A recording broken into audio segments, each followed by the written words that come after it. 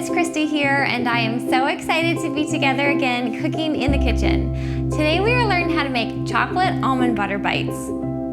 These bites have just 6 ingredients plus one that's optional. We'll make about 12 bites, and bonus, they're both gluten-free and no bake. We're gonna have fun making this together today, and I'm so glad you're here. All is calm and all is bright tonight. Now, the first step to cooking and working in the kitchen is to wash our hands. While I wash my hands with soap and warm water for at least 20 seconds, let's go over the ingredients and supplies that you'll need to gather to cook along today. The ingredients you'll need are 2/3 cup of almond flour, 2/3 cup of almond butter, 1/4 cup of chocolate chips, 2.5 tablespoons of maple syrup, 1/2 teaspoon of coconut oil, 1/2 teaspoon of vanilla extract, and 1/2 tablespoon of ground flaxseed, which is optional. The supplies you'll need are a baking sheet, mixing bowl, liquid measuring cup, 1/3 cup dry measuring cup,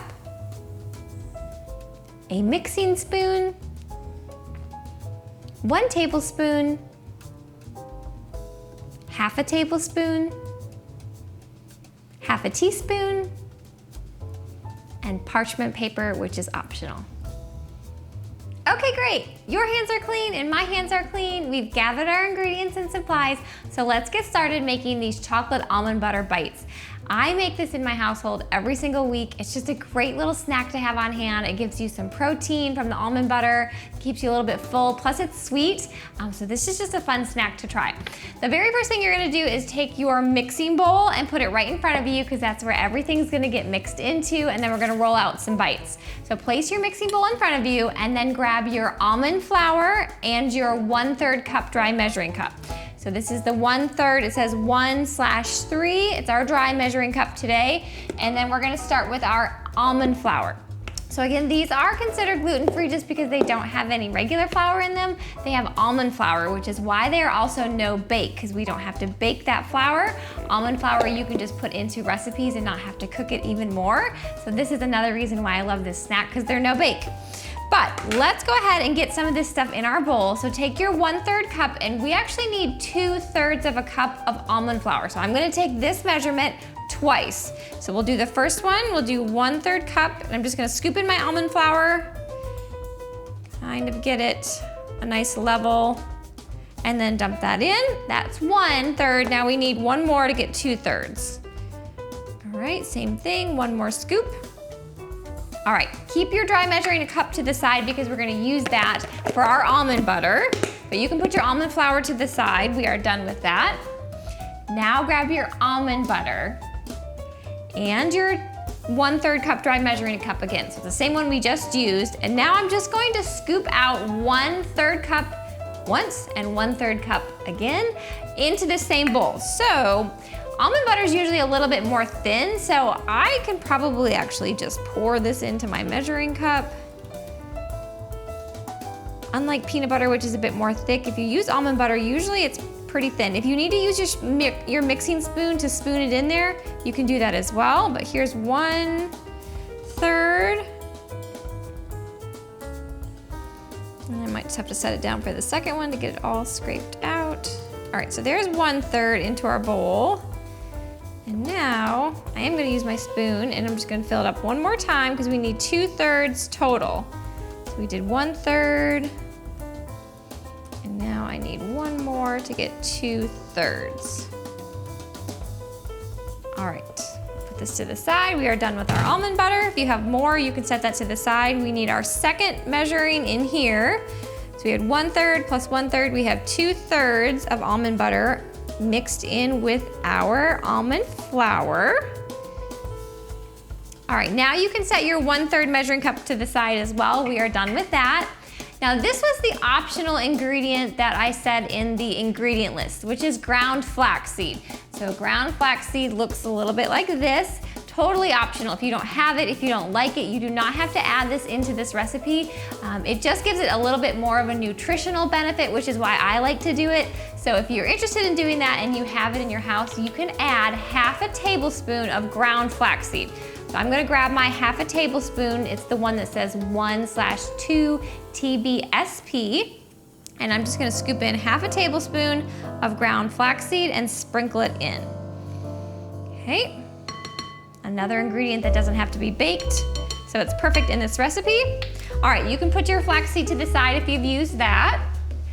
And now we're going to do our maple syrup. So I kind of put everything in the bowl and then I mix it once we got most of the ingredients in there. So grab your maple syrup, and I'm using real maple syrup. So if you have like maybe the imitation kind that you would put on pancakes, the real maple syrup is gonna be a better flavor, just a richer flavor. So if you have that on hand, that's what I would use it. If you don't, and all you have is the other maple syrup in your kitchen, go for it. Use what you have. And we're gonna do 2.5 tablespoons of maple syrup. So I'm grabbing my tablespoon, and then I'm grabbing the half a tablespoon that I just used for my flaxseed to get 2.5. And now I'm just going to take my maple syrup and measure 1. That's 1 tablespoon and 2 tablespoons. Okay. So there's 2.5, and you can put your tablespoon to the side because we are done with that. And now I'm gonna grab the half a tablespoon. It says 1/2 TBSP, and I'm just gonna measure half a tablespoon, and that is the rest of our maple syrup. So 2.5 tablespoons of maple syrup right into the bowl. And you can put your maple syrup to the side. We are done with that. And now I'm gonna add my vanilla extract. So grab your vanilla extract and your half a teaspoon. So we just used half a tablespoon, but now we need the smallest one, half a teaspoon, 1/2 TSP. And we're gonna measure out a half a teaspoon of vanilla extract. Just go slow, that way you don't spill it all in your bowl. We only want a half a tablespoon or half a teaspoon. All right. Now we get to mix it a little bit. So you can put your maple syrup to the side and your vanilla extract, all those ingredients we are done with. Now take your mixing spoon and we're just going to mix this together. You don't want to mix too quickly or else that almond flour is gonna go everywhere. But we're really just combining these ingredients before we roll them into our bites. So I just want to make sure all the maple syrup gets mixed in there and we don't see any almond flour. And I'm trying to scrape down the sides of my bowls too because I want most of my mixture to be in the middle here where we can then use it to make our bites and roll them out. All right, so once all of your ingredients look mixed together, it's just gonna basically look like a big mound of almond butter, which is fine. I'm actually gonna take my half a tablespoon and scrape this mixing spoon down a little bit. All right, now comes the fun part. We're going to roll them into bites. Now this will usually make about 12 bites, but it really depends on how big you roll them out into. I'm gonna take my half a tablespoon here. So if you wanna grab your half a tablespoon, and that's what I'm gonna use to measure just so that they all can get to be about the same size. Now we're not baking them, so they don't have to be exactly the same size because we don't have to worry about some getting overcooked and some getting undercooked. They're just gonna go in the fridge for 30 minutes. But I do like to have them kind of all the same size, which is why I'm gonna use a measurement. So grab your baking sheet and have that next to you. So I'm gonna move some of this over here. So I have my baking sheet and I have parchment paper on top of it. So I just put my parchment paper, which is optional, right on top. Again, if you don't have parchment paper, you don't have to use it. We are gonna drizzle some chocolate on here in a minute. So the parchment paper really helps with cleanup and everything not sticking to your baking sheet. So if you have it, I would use it. If you don't think that a baking sheet will fit into your fridge, maybe you just don't have enough room, you could always use a plate too. So if you have a plate and it's big enough to hold as many bites as we roll out, you can pop it on a plate and put it in the refrigerator. This is really just something that can hold our bites once we've rolled them out. So what I'm gonna do is simply Grab like a good heaping spoon, half a tablespoon. It's like a big kind of amount.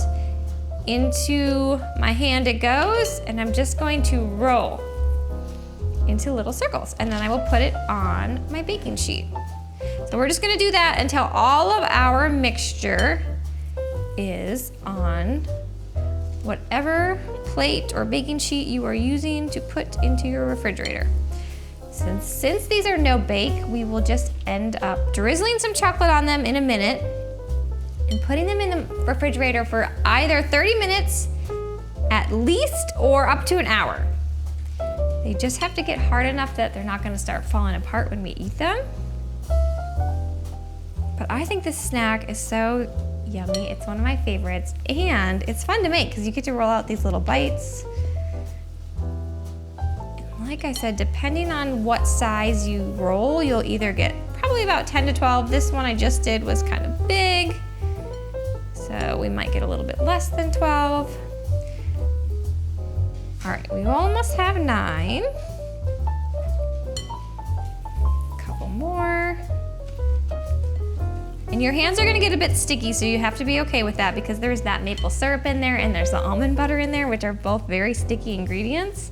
So you have to be okay with getting them a little bit messy today, but that's why we can just wash them, and cooking can be messy, and that is okay. I think I'm gonna get exactly 12, which is exciting. I'm just gonna use my scoop here to get every last bit. And roll out one more bite. All right, last one. So we did get 12 bites today. You can put your bowl to the side. We are done with that. I'm gonna give my hands a quick wipe. If you want to, you could wash your hands quick because they are a bit sticky. But now we need to melt our chocolate because we're gonna drizzle chocolate on this. Now, at this point, if you don't have chocolate chips in your house and you don't wanna do this step, you could definitely just pop these in the refrigerator from here. They don't have to have chocolate on them. It just gives it a little bit more sweetness, which I enjoy because I like chocolate. But if you don't have chocolate chips, you don't have that ingredient this week, you can skip it. If you are gonna do the chocolate with me, go ahead and grab your liquid measuring cup and your chocolate chips. We need 1/4 cup of chocolate chips that we're gonna melt to drizzle on our bites. So I'm actually just gonna measure it right in here. I'm gonna save a dish. I don't need a dry measuring cup because it doesn't have to be perfect, but I'm gonna take my chocolate chips and I just wanna get about 1/4 cup. So it's gonna say 1/4. And gonna cover up a little bit of the bottom. Let's see. Ah, perfect. All right, 1/4 a cup of chocolate chips into our liquid measuring cup. And now I'm gonna grab my coconut oil. Again, this is another one where if you don't happen to have coconut oil in your house or in your kitchen, you can skip it. It just helps to thin out the chocolate a little bit when we melt it. If you don't have it, you don't have to use it. We're gonna grab our coconut oil though and our 1/2 teaspoon. So this is the same one that we used for the vanilla extract. We're gonna now use a 1/2 teaspoon. So it says 1/2 TSP, and we're gonna use a 1/2 teaspoon of coconut oil right into your chocolate chips. Now, one thing to know about coconut oil is when it gets warm, it starts to become more of a liquid than a solid. So right now, it's a warm day. My coconut oil is a little bit liquidy. If your coconut oil is like a solid white and it's a solid, no worries, you can use it either way. It's gonna melt when it goes in the microwave. We just need to get a 1/2 teaspoon in there. So whether it's liquid or more of a solid, that is okay. You can set your 1/2 teaspoon aside. We are done with that. Now we just need to melt this. So I'm going to put this in the microwave for 30 seconds, and then I'm gonna take it out and we're gonna look at it and stir it, and then it goes back in for 30 seconds. So first time is 30 seconds, and then we'll take a look at it and give it a stir.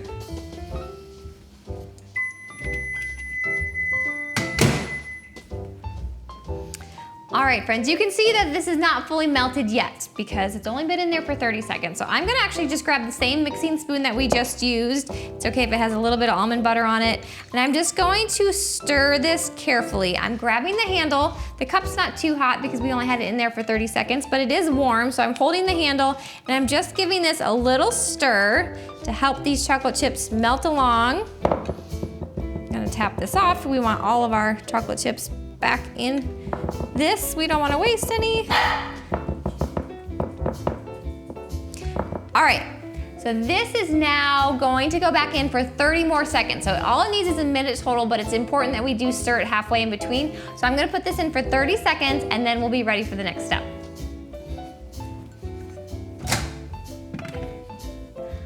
All right, friends, so now the cup is a little bit more warm. It's been in there for a total of a minute. So I'm just holding the handle and we need to give it one more stir because you can see a few little chocolate chips in there, but the minute we start stirring this, it's going to melt and we're gonna have this shiny, well, it's shinier because we have our coconut oil in there, but we've got this nice melted chocolate.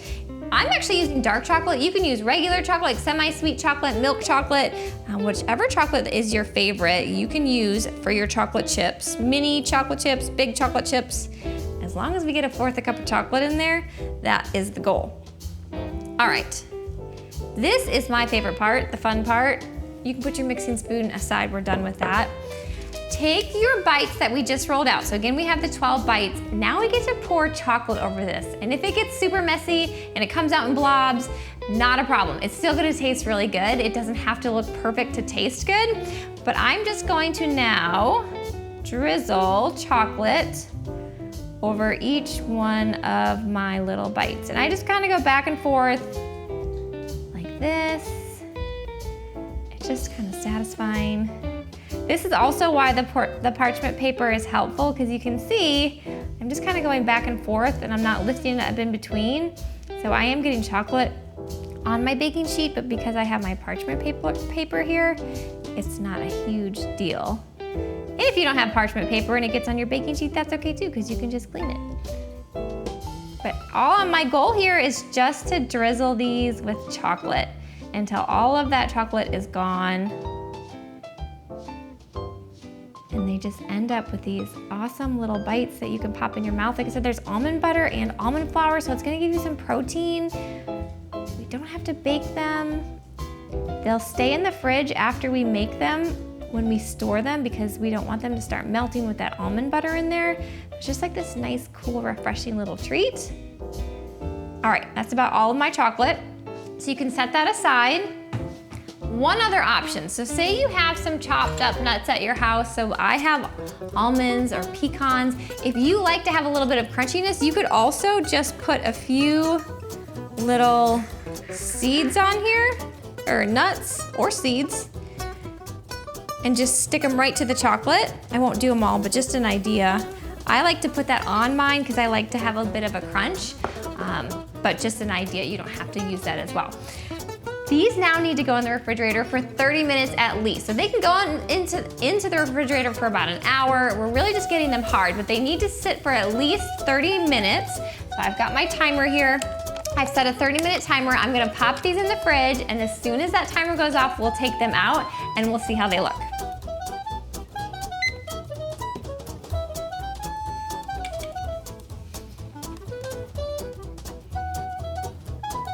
All right, friends, this is exciting. The 30-minute timer went off and all I did was grab these out of the refrigerator and I placed them right in front of me. And now we're just gonna put them on a plate. So grab a plate that you might have at your house or in your kitchen, and as many that you want to eat, just pop on your plate. But you can see they've hardened up a bit and the chocolate is no longer melty. It's nice and hard on there. These are some without the nuts that we put. And the fun part that I like too, if you did use the parchment paper, is that you can eat the pieces of chocolate that are left on there. That's what I like to do anyways. But you can see that we now have these chocolate almond butter bites. They are so tasty. I do hope you try and make them. Like I said, you can put different toppings on them. Maybe you even want to put like a little bit of sprinkle on there if you don't want to use like an almond like I did, or just leave them plain like this one here. But you can just pop them in your mouth and run out the door. It's a great little snack. Now, because we made 12, and I don't think you'd eat them all at once, but maybe you would, but if you don't, or you don't share them, you're gonna wanna keep them in a container with a lid and put them in the refrigerator. That's where they need to stay. You don't wanna keep them in your pantry or in your cupboard because that almond butter will start to melt, the chocolate will start to melt. So this is a snack that needs to go back in the refrigerator until you're ready to have it later. But this is it. So I do hope you try and make it or try and make it again. And when you do, let me know how it goes. Leave me a comment. Let me know if you have any questions. I love getting to hear from you. You can even send me a picture of how your chocolate almond butter bites turned out. I'd love to get to see your creation, and maybe we can share it next week. Now, speaking of next week, on next week's episode, which is episode 43, we are learning how to make an air fryer burrito. A burrito is a great small meal to learn to make because you can put so many different things inside. This burrito will have 6 ingredients and it only cooks in the air fryer for 10 minutes. In order to cook along and make this air fryer burrito, these are the ingredients that you'll need to have in your kitchen for next week. 1 large burrito tortilla, half a cup of microwave ready rice, half a cup of black beans, 1 tablespoon of salsa, 2 tablespoons of shredded cheese, and 1 teaspoon of taco seasoning. Well, friends, our time together today is almost over. I do hope you've enjoyed learning how to make these chocolate almond butter bites. I know I had fun, and I already can't wait to cook together again next time. But before you say goodbye to this episode, make sure to click subscribe if you haven't already. You just have to click the little picture of me in the corner. That way you don't miss next week's episode. It'll be out on Friday, and I'll see you then. Bye, friends.